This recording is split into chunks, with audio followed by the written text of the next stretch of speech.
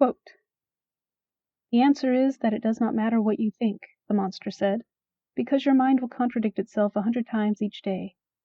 You want her to go at the same time you are desperate for me to save her. Your mind will believe comforting lies while also knowing the painful truths that make those lies necessary. And your mind will punish you for believing both." A Monster Calls. Hello again. Welcome back to C Story Corner. Today I'm talking about 2 books exploring cancer, as well as my own experiences these books reminded me of. This could be triggering for some people. Anyone going through cancer or other terminal illness, either personally or watching someone you care about go through it, I'm truly sorry for your pain and wish the best outcome for you and your loved ones. I've really only read 2 books focusing on cancer and the effects it has on everyone involved. Both of them were amazing and heart-wrenchingly accurate in different ways. The first one was A Monster Calls, written by Patrick Ness and illustrated by Jim Kay. When I first heard of this book, I wanted to read it so badly. I searched and was able to find the illustrated version. I gobbled it up in a matter of hours. It was beautiful and elicited all the emotions the main character was suffering. I don't like crying, and I hate admitting that I've cried even more. But this book elicited tears I couldn't stop. Not long after, my dad was diagnosed and eventually died of pancreatic cancer. And it wasn't until I was watching Dad go through the cancer, the truth and accuracy of A Monster Calls hit fully, and it gave me a much-needed level of comfort. Around the same time I heard about A Monster Calls, there was this book by a YouTuber the Hubs has always enjoyed. He got the book and was super excited about it. And even though the version he got was the blue cover with the little thought bubbles, the version I first saw was the movie cover, which screamed teen romance with sick kids. And nothing turns me off faster than romance stories. So even though he gushed about the book and how amazing and beautiful it was, I just couldn't bring myself to read it. Now please bear with me as I recount my journey to finally reading that book. It all connects, I promise. Anyway, time passed, my dad got his diagnosis, he underwent surgery, chemo, and radiation. During this time I quadrupled my efforts at getting my book published, because I wanted my dad to see me succeed. I wanted my lifelong supporter and fan of my writing to see what his unwavering support and investment had accomplished. Dad was eventually declared cancer-free, but I kept up my efforts. Yet no one would give my story a chance because it was too different. I hadn't had time to get discouraged about my total lack of publishing prospects before doctors found the cancer had spread throughout his entire body, at which point there was nothing they could do, and they sent him home to die, which was a terrible thing to witness. A year later, my series was finally picked up, and not quite 2 years after Dad died, the first book was published, and it was bittersweet. Yes, I finally found someone who'd given my story a chance. But no matter how successful or unsuccessful it ends up being, Dad will never see a word of it. And even today it crushes my heart when I realize I'll never be able to show my books to him. He'll never read them. I'll never have the joy of discussing them with him or asking his favorite character or parts. And he was the one person who always supported my writing. Even in elementary school, he'd offer story ideas and prompts. He made sure I had access to all the lined paper I could ever want. And at 10 he brought home a computer for me, even though it was just an old broken one from his work he had fixed up. Then he got one of those really old printers with the tabs on the side, and he was so excited when he gave it to me and set it up. So excited to see the stories I'd write, and be able to read them without having to decipher my tiny elementary school scrawl. Even as a 6-year-old, I detested having to write in large letters. And it was awesome. I didn't know anyone my age who wrote or enjoyed writing. I didn't really even know anyone my age who enjoyed reading. Though I guess it's fair to say, I just really didn't know many people who weren't total asshats. And even though Dad didn't have much time for anything, and was usually tired after 12-hour graveyard shifts, he'd listen to my stories and he'd encourage me every chance he got, even if the only time was when he was picking us up from or dropping us off at school. Anyway, back to my journey to this book the Hubs kept pestering me about. One of the biggest drawbacks of my series and getting picked up was how different it was from everything. My beta readers, my alpha, friends, myself, I asked what story this book reminds them of, and they could never think of one. Even when it was picked up, I still couldn't figure out anything it was truly like, which makes marketing a little difficult. And, well, by this point, I'm just plain curious. But other writers have written a story similar to mine. It can't possibly be entirely unique, not with how many stories have been created since the dawn of written language. The first person to suggest a comparison was a friend of mine just recently, and she said it reminded her of the story of Odysseus. Only, instead of all the trials being physical, they're all psychological and relational. When I told the Hubs about this, he thought it was brilliant. But then he said I should really read that book he'd been suggesting for me to read for years, because that's the book my story reminds him of, and he thought I'd truly appreciate it. He said the content, and the writing style, and the genre aren't at all the same, but the book reminds him of my story in that this author unabashedly and unapologetically explored a really difficult topic without pulling any punches, which is what my series does.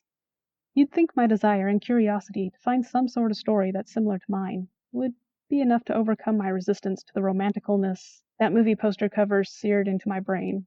But no, I was stubborn for another couple months. Eventually curiosity got the better of me, and I'd finished most of my TBR list, and I finally sat down and read it. Of course the Hubs was right. I mean, yes, he isn't always right, but he's right often enough that I've at times been annoyed at telling him so, because it also usually meant I was wrong. The book's style of writing isn't one I'd consider beautiful, and with this point I'm speaking specifically to word usage and structure. There were times where different characters were talking in the same paragraph, which drove my little brain nuts. And often too many sentences started the same way, without the purpose of emphasis. Among other little things that in a manuscript I'm alphying, I'd bleed all over. This isn't to say it wasn't well written, as I was able to sit down and read all 313 pages of it in one day, which is unheard of for me since my brain injury. Each sentence might not have been artistically crafted, but the characters and emotions came through magnificently. I'm sure at this point you're probably annoyed at me for not just saying the name of the book. It's A Fault in Our Stars by John Green, and it made me cry too. All that romanticalness that was pushed in the movie trailers and posters and whatnot that I saw wasn't there. Yes, the two main characters came to love each other rather quickly, but it showed the development of their relationship, not just them falling into love. However, that's not the part that hit me in the feels. Like I said, and probably have said before, and probably will say again, I don't do romantic. Love is awesome. I love stories about love. My own story shows and explores many kinds of love. But I don't do romance. Anyway, back on track. The part that hit me was the accuracy and amazing portrayal of Augustus's obsession near the end of the book, after he found out about the reoccurrence of his cancer. Reading this, even thinking about it afterwards, has left me choked up every time. When my dad got his "you have a few months to live" notification, he became obsessed with making sure everything was in order. This was fine at first because his mind was okay and his body was healthy enough to be able to do what he felt he needed to do. But eventually he was unconsolable and desperate.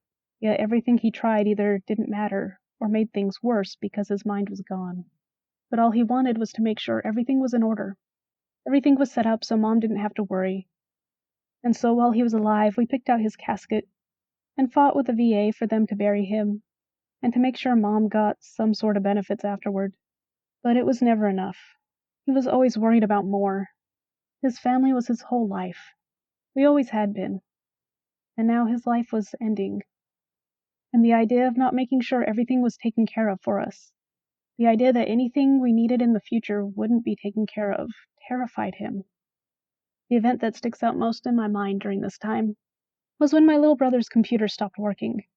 My brother was irate at how companies make sure their products break for no reason, and frustrated at everything, as there was a lot going wrong in his life before Dad's death sentence. But Dad took the computer and fought desperately to make it work. He'd always been amazing with computers and cars and planes and trains, electrical and plumbing. Small motors, small machines, big machines. Pretty much if it was something that could break, he could figure out how to fix it. It's a genius of his I was always kind of envious of, and really sad I didn't inherit, despite all my hours helping him fix and work on just about everything. And he spent many hours on that computer, trying everything he could, but being utterly unable to fix it, because the cancer had caused his mind and hands to betray him. And eventually the only thing he could do was offer to replace it. Seeing him admit defeat in that moment. His youngest child, his son, was so frustrated, and he couldn't do anything about it, despite having worked on computers all his life. It didn't matter that my brother was an adult. This was still his little boy, and his hands and mind wouldn't do what they've done all of his life. The very thing he needed them to do in that moment. Eventually, he just started obsessively going through old files that probably should have been thrown out a decade before, trying to figure out something that I couldn't understand because he couldn't really tell us. And he didn't really know anyway, with how far gone his mind was. John Green portrayed the beginning of that desperation in Augustus as he searched everywhere for some way to leave his mark. And Mr. Green encapsulated the epitome of that desperation when Augustus went to buy a pack of cigarettes to not smoke, and wasn't able to do more than be sick and fumble something that wouldn't have been a problem before. The panic and fear when he called Hazel, insisting that all he needed was a little help with the tube and he'd be fine, when that was as far from the truth as you could get. That scene. I couldn't stop thinking about my dad fighting desperately with my brother's computer, and obsessively going through files that hadn't mattered for over a decade, trying to piece together something he felt was of supreme importance for his family, because his family was always his life. He'd always given up anything and everything for us. He'd do anything and everything for us. And even in those final days when his mind barely worked, that's all he could think of. Now, before you go thinking I mentioned Monster Calls for no apparent reason, I didn't. Both A Monster Calls and A Fault in Our Stars explore cancer from two very different perspectives. And as accurate as that feeling surrounding Augustus was, the accuracy of the other feelings throughout the story didn't hit me the same way A Monster Calls did. And this is probably due to my experience. A Monster Calls is about a boy who'd been watching his mom die of cancer for some time, whereas A Fault in Our Stars is about a girl who'd been sick for years and fell in love with a boy who then suffers a comparatively short time before death at the hands of cancer. And this difference is quite important. In A Monster Calls, you see the building up of everything in this young man. You watch him desperately clinging to hope, doing everything he can to make life more bearable for his sick mom. You see all those emotions just get buried and pushed down until they explode. And you experience the desperation of the survivors. The grandma who passively accepts being the villain in the eyes of her suffering grandson while trying to care for her dying daughter, because she doesn't have the energy, physical or emotional, to do more, no matter how much she may want to. You see a boy who loves his mom and would do anything to make her better, and despite this deep love and desire, he just wants it all to end. He wants it all to be over. He's so tired and his heart's so broken. He wants it to end. Even though that means letting go of his mom. Even though that means her dying. And that absolutely terrible, horrific, soul-shattering realization that no matter how much you love this person, how much you've always loved them, how desperately you want them to get better, you just can't take it anymore. You just want it all to end. You're so tired of watching them suffer, of suffering yourself. You just want it to be over. That horrible, horrible feeling, thoughts. I know those so well. They make you feel like a monster for ever being able to think or feel this way, to think and feel that about someone you so deeply love. And this level of accuracy I did not find in A Fault in Our Stars, but it was done perfectly in A Monster Calls.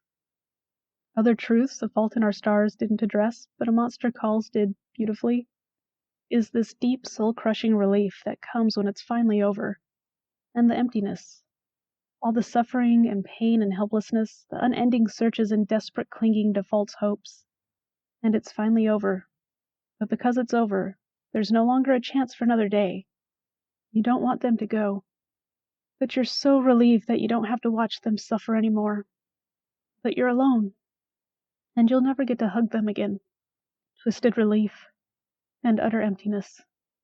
And even though that emptiness is horrible and cold, it's still better than what was just there. And once again, you're reminded that you're a monster for being relieved that they're gone. This isn't to say A Fault in Our Stars was wrong or lacking, or missing an important point. It was a different perspective on a soul-crushing experience. And both perspectives are important and needed. Both perspectives are valid and heartbreaking.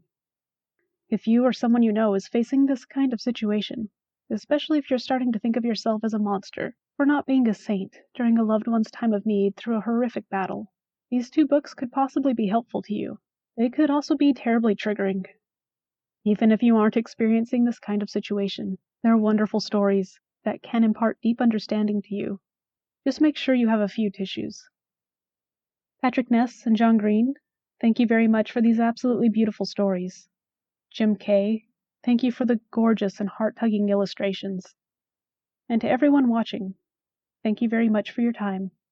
Stay safe and healthy.